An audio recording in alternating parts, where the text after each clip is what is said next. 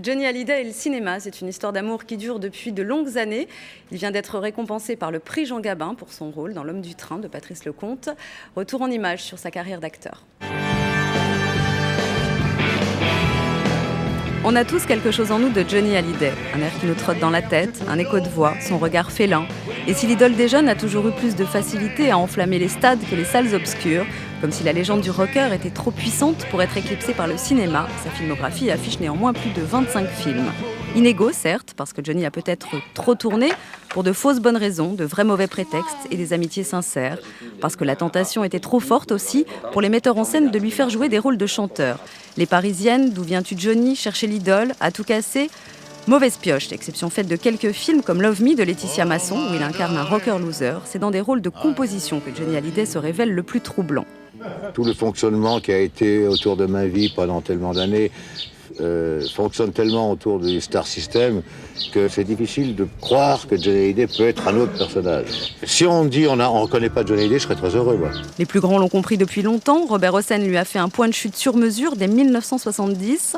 Fasciné par son image, Jean-Luc Godard lui a écrit Détective en 1985 et Costa Gavras lui a offert Conseil de famille l'année suivante aux côtés de Fanny Ardant. Mais il n'a pas de bouton.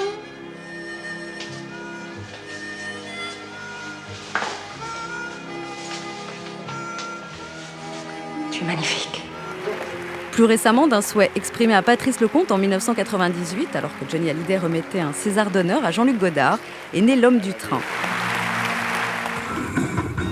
Sublime face à face avec l'immense Jean Rochefort, entre un truand usé et un prof de lettres à la retraite, qui chacun rêve la vie de l'autre.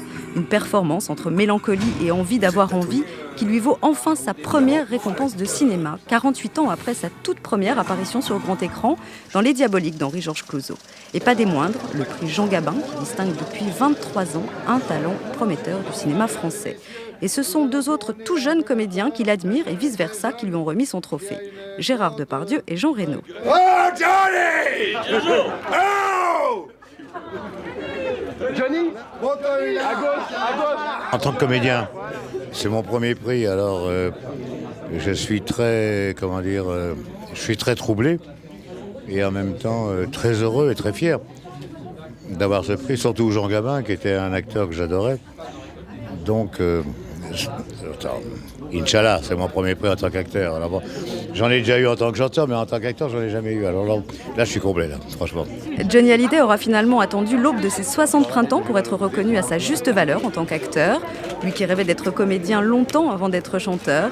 Dans le film de Patrice Lecomte, il faut le voir descendre du train avec sa démarche de loup fatigué, donner des cours de français improvisés à un adolescent bouché, plonger son regard bleu au fond des yeux d'une boulangère, donner des leçons de tir à un Jean Rochefort manifestement plus doué pour la conversation que pour la gâchette, ou encore fumer la pipe et enfiler ses charentaises avant le dîner. Alors, J'ai loupé ma vie. à plus que vous ne pensez, car elles sont neuves. La pantoufle doit se porter à la limite de l'usure, comme une deuxième peau. Avec seulement 400 000 entrées en France, L'Homme du train n'a pas eu le succès mérité, mais ces images resteront comme les dialogues qui font scintiller un peu plus encore ce choc des charismes et des cultures qu'est le tandem Johnny Hallyday-Jean Rochefort. Johnny, ce qu'il a de merveilleux, c'est il cherche jamais à faire de commentaires sur son propre jeu. C'est-à-dire qu'il joue les choses simplement dans la vérité au premier degré. Et c'est pas si fréquent, cette vérité-là. De ne pas chercher midi à 14h, de faire les choses, de jouer les choses, de dire les mots, de jouer la situation. C'est assez rare.